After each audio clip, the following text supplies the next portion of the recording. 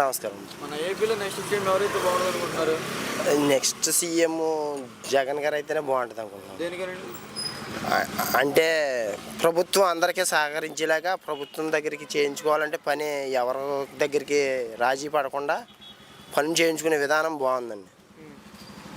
ఇప్పుడు ఈ పథకాలు ఇవన్నీ అందరికి అందుతున్నాయండి? పథకాలన్నీ సక్రమంగా అందుతున్నాయమ్మా. కాకపోతే కొన్ని మార్పులు చేస్తే బాగుంటుందండి. జగన్ గారు సీఎం అవ్వాలి, కొన్ని మార్పులు చేయాలి. పథకాలు వాళ్ళు పార్టీ పరంగా తిరిగి వాళ్ళకి అందుతున్నాయి కానీ మిగతా వాళ్ళకి అందట్లేదు అంటున్నారు కదా. అది మట్టికి తప్పమ్మా. అది పథకం అర్హుడు అయిన వాడికి కంపల్సరీ పథకం అందుతుంది. అర్హుడు లేని వాళ్ళు ఏదో చెప్తారు కానీ ఆయన చేసిన పని మట్టికి దానికి యాట్సాప్ చెప్తున్నామండి. పథకాలు వీటి వల్ల జనాలు సోమరపోతులు అవుతున్నారని చంద్రబాబు గారు అంటున్నారు కదా. సోమరపోతులు అనేది అవ్వట్లేదండి. ఎప్పుడు సోమరపోతులాగా ఉంటాడండి. కష్టపడేవాడు ఎప్పుడు కష్టపడతారండి. వాడికి విలువలు తెలిసిన మనిషి ఎప్పుడు విలువలతోనే బతుకుతాడండి. డబ్బులు ఇచ్చడం వల్ల సోమరపోతులు అవ్వట్లేదండి. కాకపోతే కొన్ని పథకాలు మీరన్నట్టు మార్పు చేయాలండి. సీఎంగా ఉండవలసిన క్యాండిడేట్ మట్టుకి నెంబర్ 1 క్యాండిడేట్ అండి. అందులో అసలు 99% అనుమానమే లేదండి సీఎం స్థానం. ఇప్పుడు చంద్రబాబు గారు పవన్ కళ్యాణ్ గారు కలిసి పోటీ చేస్తున్నారు కదా, గెలుస్తారు అనుకుంటున్నారు మీరు? కలిసి పోటీ చేస్తున్నారంటే అండి 75% రారనే అండి. వాళ్ళు సీట్లు వచ్చినా కానీ దాని మీద సీఎం మట్టికి జగన్ గారు అవుతారు. కాకపోతే మార్పులు మట్టికి కఠినంగా ఉండాలి. సీఎం గారు అవటానికి గల మార్పులను బట్టి సీఎం అవుతారండి. ఆయన ఇచ్చే నవరత్నాలు ఉన్నాయి చూసారా, ఆ నవరత్నాలు మార్చే విధానంగా ఉండాలండి. ఇప్పుడు వరకు ఇచ్చిన మాట నిలబెట్టుకుని 5 సంవత్సరాలు పరిపాలించారు. ఈ 5 సంవత్సరాలు కూడా మీకు రాబోయే భవిష్యత్తుని ఏర్పాటు చేస్తామని హామీ ఇచ్చి కొన్ని పథకాలు రద్దు చేస్తున్నాం. ఈ పథకాల వల్ల మనకు వచ్చే ఆదాయం లేదు. దీన్ని రద్దు చేసి మన అభివృద్ధి కోసమే మేము కృషి చేస్తున్నామని మనకు తెలియజేసి మళ్ళీ ప్రోత్సహిస్తే జనసందర్లో ఆయనకి ఏమాత్రం అభిమానం తగ్గదండి. ఇప్పుడున్న ఎమ్మెల్యే గారు ఎవరండి?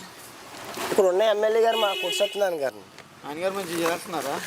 ఈయన మాట కూడా ఇచ్చిన మాటను పోషించుకుని సక్రంగా చేస్తారండి. మాకు అంటే రోడ్డు సౌకర్యం కరెక్ట్గా లేదు అని అంటున్నారు. రోడ్డు సౌకర్యం లేదంటే అండి చేస్తున్నారండి. ఈయన మాట మట్టికి చేస్తున్నారు. మరి రోడ్లు ఉంటాయండి, టైం పడుతుందండి. ఒకసారి అన్నీ అయిపోవాలంటే ఎలా కుదురుతుందండి?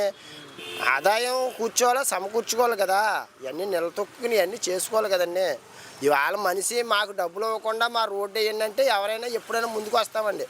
ఇవాళ మా ఇప్పటి గ్రామం ఉందంటే 35 లక్షలు 35 లక్షలైనా 35 లక్షలు 40 లక్షలు వస్తుందండి ఒక ఎలక్షన్కి.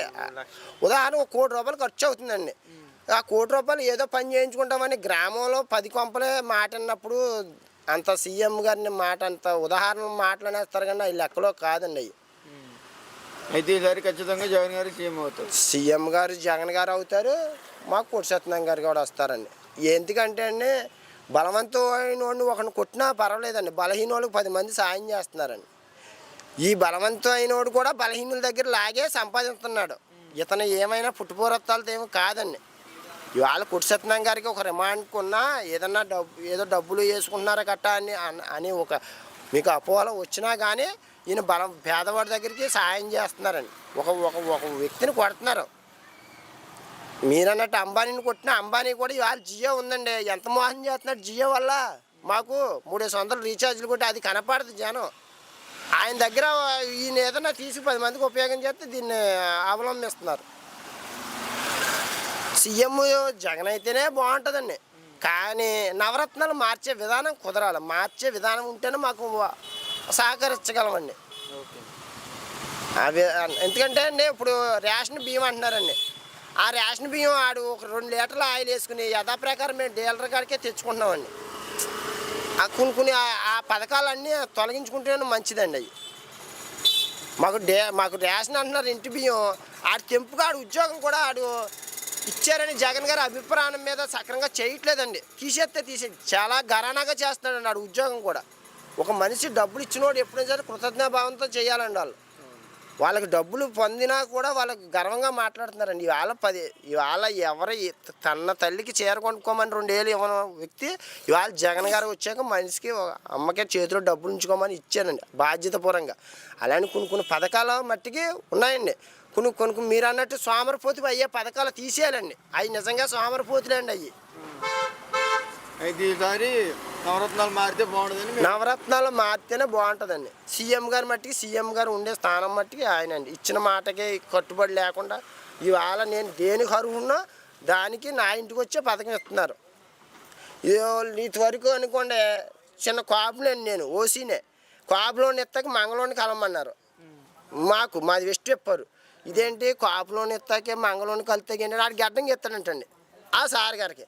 ఇక్కడ వీడికి గడ్డం మనం గీయాలంటండి సోషల్గా.